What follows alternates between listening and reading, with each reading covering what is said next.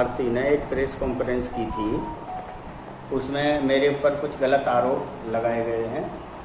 मैं उनका खंडन करता हूं और बिंदुवार एक एक चीज़ का मैं जवाब देता हूं। सबसे पहले उसने 50% का जिक्र किया था कि मैं कंपनी में 50% का हिस्सेदार हूं, तो कंपनी रजिस्ट्रेशन के समय 50% का हिस्सेदार उसको बनाया गया था, लेकिन कंपनी में 1 रुपया भी लगाए न जाने के कारण उसकी हिस्सेदारी प्रोजेक्ट में कोई नहीं थी।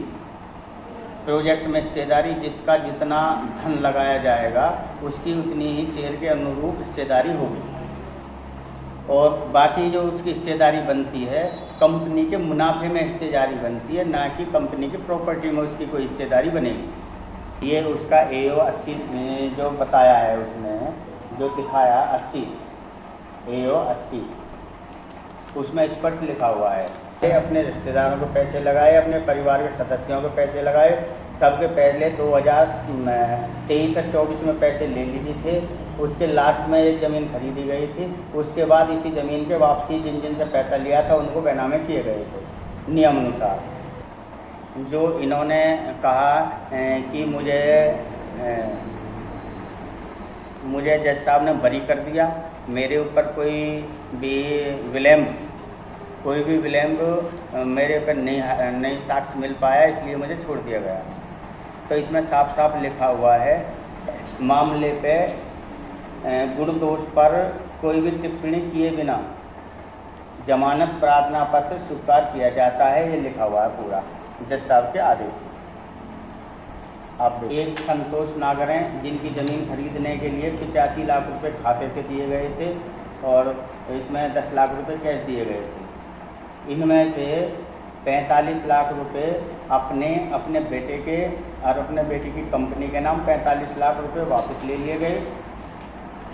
ये इसका उसके खाते का उसी दिन मेरे जो पुराने बैलेंस पैसे गए हुए थे 15 लाख इन्होंने मेरे अपने खाते में ट्रांसफ़र किए गए। ट्रांजैक्शन है 45 लाख की जो इन्होंने अपने खाते में मंगाई है, ये वो ट्रांजैक्शन है। ये पूर्व में ज़मीन थी संजीव है यशपाल के नाम, दोबारा कंपनी में जो बेची गई है वो रामवीर और संजीव के द्वारा बेची गई है, जिसमें रामवीर का कोई अधिकार नहीं बनता ज़मीन बेचने का। कंपनी के नाम ये फर्जी बैनामा खरीद की गई इन्होंने। बैनामा संतोष ने कंपनी के द्वारा किया गया, रामवीर के पोते के नाम किया गया 200 गज का यही बैनामा। 200 वर्ग मीटर के खाते में एक ये हरियाणा पलवल से शिवानी 500 गज का बैनामा इनके नाम किया गया, ताकि जब कंपनी के नाम 200 वर्ग गज जमीन थी तो 700 वर्ग गज ने किस अधिकार के तहत बैनामा करा, और इन्हीं कारणों के वजह से ये आदमी जेल गया। रामवीर सिंह ने कंपनी के द्वारा बैनामा संतोष यादव ने खरीद की गई। ये गाठा संख्या 412 है। इसमें रामवीर के नाम पे अभिलेखों में कहीं पे कोई ज़मीन नहीं पाई गई।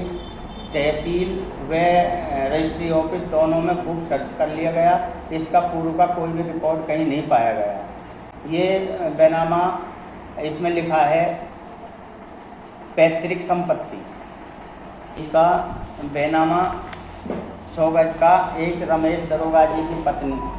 दूसरा बैनामा एक सीमा के नाम किया गया, उसी 100 गज का बैनामे से, उसी 412 गाठा संख्या में से 100 गज जमीन रामवीर ने फर्जी बेची, कंपनी के नाम संतोष के द्वारा बैनामा किया गया, और उसके बाद संतोष ने 100 गज के समथिंग 3 बैनामे कर दिए गए एक ही बैनामे से। पहला बैनामा फर्जी, उसके बाद 3 बैनामे 3 लोगों को और फर्जी।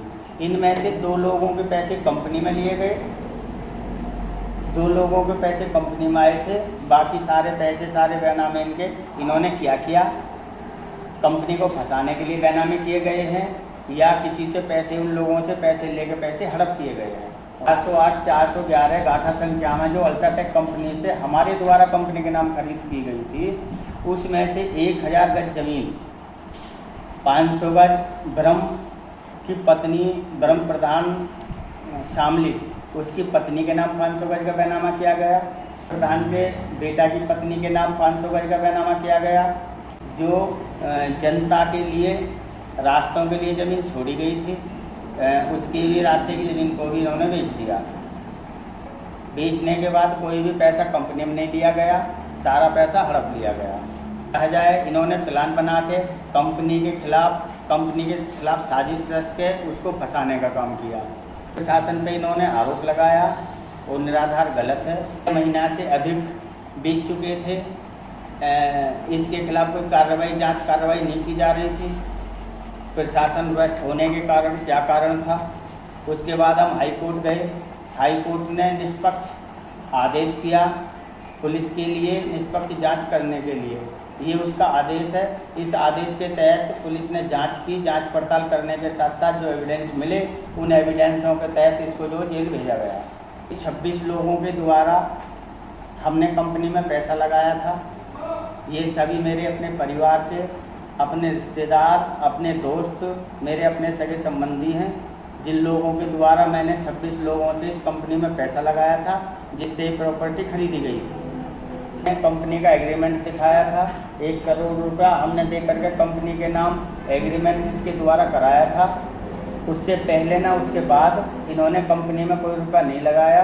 कंपनी में जब एग्रीमेंट करके आए, गलत कर आए कि अगर समय के विपरीत पैसा जमा नहीं किया गया तो आपका पैसा जब्त कर लिया जाएगा और आपकी डील रद्द कर दी जाएगी अल्ट्राटेक कंपनी के साथ। मुझे शासन प्रशासन पर पूर्ण विश्वास है।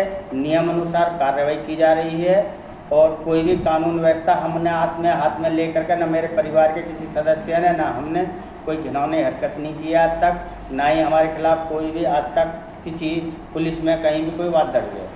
हमारा किसी से कोई लेना देना नहीं है। जो इन्होंने कहा वो गलत कहा है। हमारे ऊपर दबाव बनाने के लिए कहा गया। एक बुजुर्ग आदमी जो रामवीर इनके पास बैठे हैं, रामवीर ने और इन्होंने मिल करके मेरे साथ ये षड्यंत्र रच के मेरे साथ जो कंपनी के पैसे को मेरे रिश्तेदारों को हड़पाया। कंपनी मेरे नाम से थी, इसमें ओमवीर सिंह और संतोष दोनों पार्टनर बनाए गए थे।